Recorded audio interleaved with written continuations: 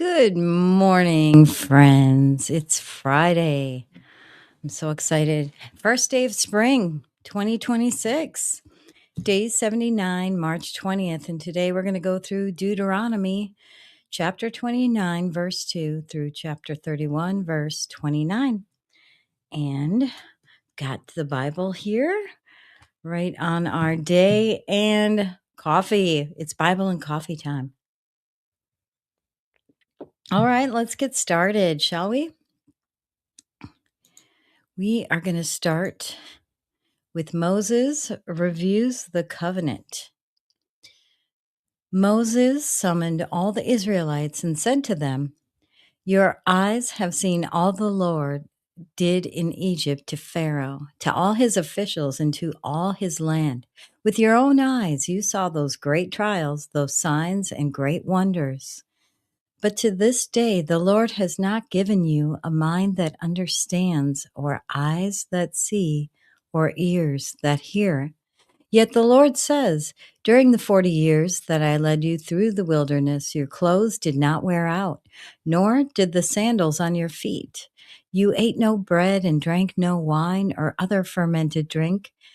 I did this so you might know that I am the Lord your God. When you reached this place, Sihon, king of Heshbon, and Og, king of Bashan, came out to fight against us, but we defeated them.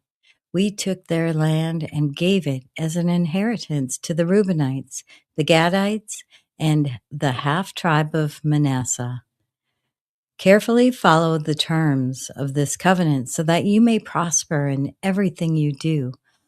All of you are standing today in the presence of the Lord your God, your leaders and chief men, your elders and officials, and all the other men of Israel, together with your children and your wives and your foreigners living in your camps, who chop your wood and carry your water. You are standing here in order to enter into a covenant with the Lord your God, a covenant the Lord is making with you this day and sealing with an oath to confirm you this day as his people, that he may be your God, as he promised you and as he swore to your fathers, Abraham, Isaac, and Jacob. I am making this covenant with its oath, not only with you who are standing here with us today in the presence of the Lord our God, but also with those who are not here today. You yourselves know how we lived in Egypt and how we passed through the countries on the way here. You saw among them their detestable images and idols of wood and stone, of silver and gold.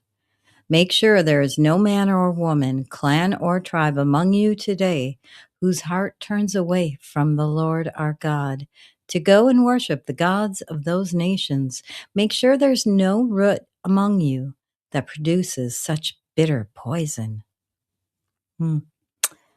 When such a person hears the words of this oath and they invoke a blessing on themselves, thinking, I will be safe even though I persist in going my own way, they will bring disaster on the watered land as well as the dry. The Lord will never be willing to forgive them. His wrath and zeal will burn against them. All the curses written in this book will fall on them, and the Lord will blot out their names from under heaven. The Lord will single them out from all the tribes of Israel for disaster, according to all the curses of the covenant written in this book of the law. Your children who follow you in great generations and foreigners who come from distant lands will see the calamities that have fallen on the land and the diseases with which the Lord has afflicted it. The whole land will be a burning waste of salt and sulfur, nothing planted, nothing sprouting, no vegetation growing on it. It will be like the destruction of Sodom and Gomorrah, Admah and Zeboim, which the Lord overthrew in fierce anger. All the nations will ask, why has the Lord done this to this land? Why this fierce burning anger? And the answer will be, it is because this people abandoned the covenant of the Lord, the God of their ancestors, the covenant he made with them when he brought them out of Egypt. They went off and worshipped other gods and bowed down to them, gods they did not know, gods he had not given them. Therefore, the Lord's anger burned against this land so that he brought on it all the curses written in this book. In furious anger and in great wrath, the Lord uprooted them from their land and thrust them into another land as it is now. The secret things belong to the Lord our God, but the things revealed belong to us and to our children forever, that we may follow all the words of this law. Next up is a call to return to the Lord.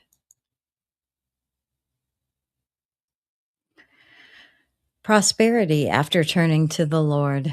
When all these blessings and curses I have set before you come on you, and you take them to heart wherever the Lord your God disperses you among the nations, and when you and your children return to the Lord your God and obey him with all your heart and with all your soul, according to everything I have commanded you today, then the Lord your God will restore your fortunes and have compassion on you and gather you again from all the nations where he scattered you.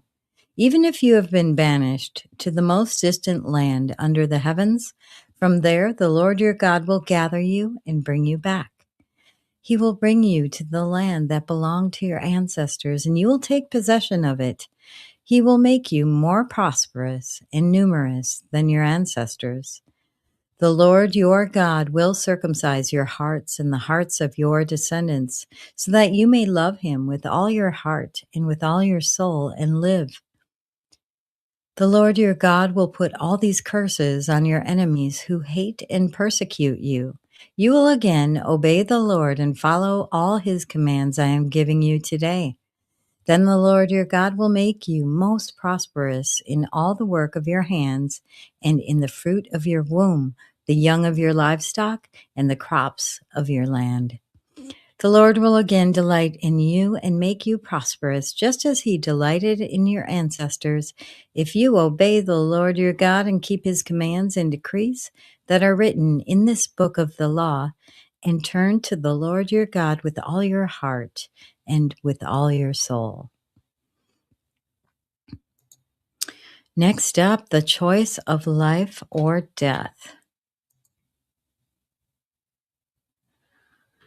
The offer of life or death.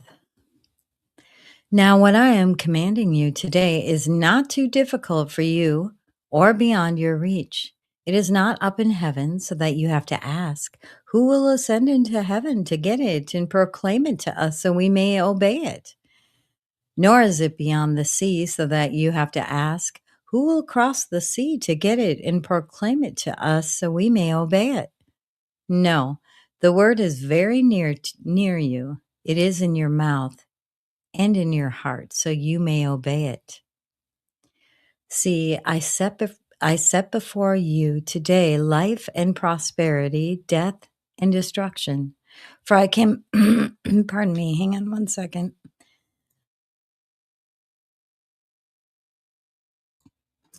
Just going to have a little sip of coffee here.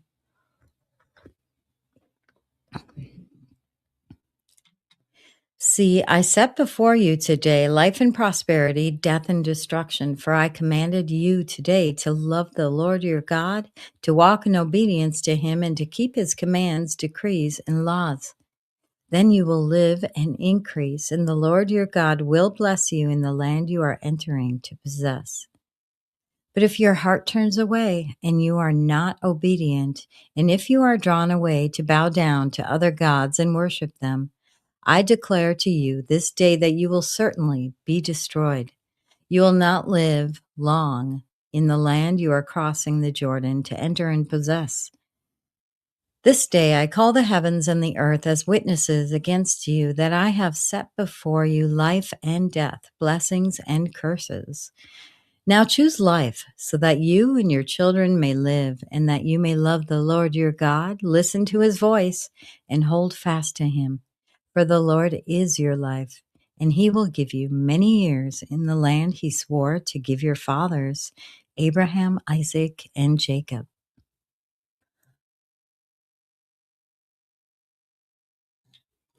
All right, next we're going to talk about Joshua becoming the leader of Israel. Joshua to succeed Moses. Then Moses went out and spoke these words to all Israel. I am now 120 years old, and I am no longer able to lead you. The Lord has said to me, you shall not cross the Jordan. The Lord your God himself will cross over ahead of you. He will destroy these nations before you, and you will take possession of their land.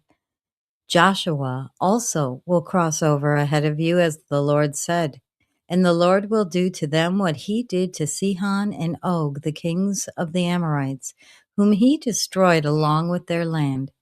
The Lord will deliver them to you, and you must do to them all that I have commanded you. Be strong and courageous.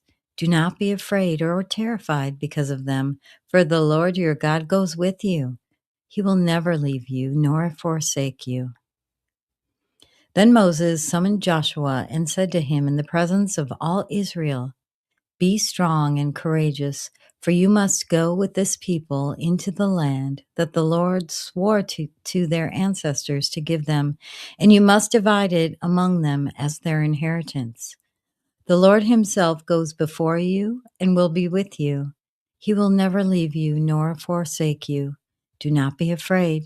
Do not be discouraged. Next up, public reading of the law. So Moses wrote down this law and gave it to the Levitical priests who carried the Ark of the Covenant of the Lord, and to all the elders of Israel. Then Moses commanded them, at the end of every 7 years, in the year for canceling debts, during the festival of tabernacles, when all Israel comes to appear before the Lord your God at the place he will choose, you shall read this law before them in their hearing.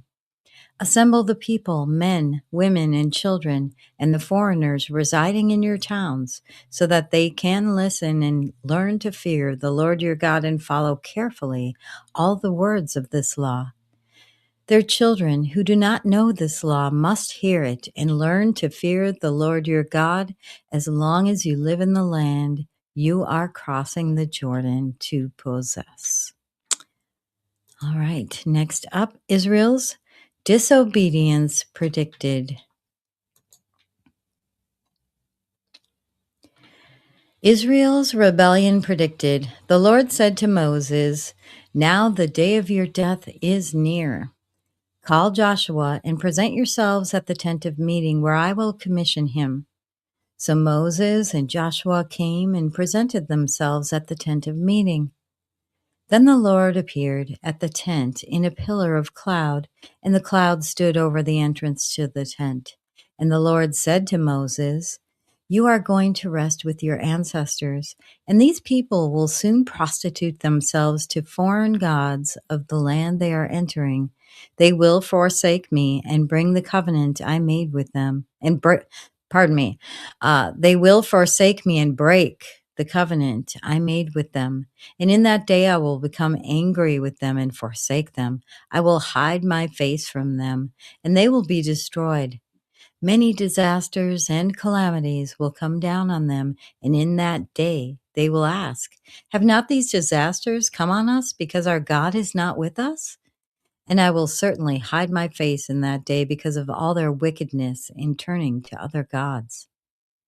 Now write down this song and teach it to the Israelites and have them sing it, so that it may be a witness for me against them.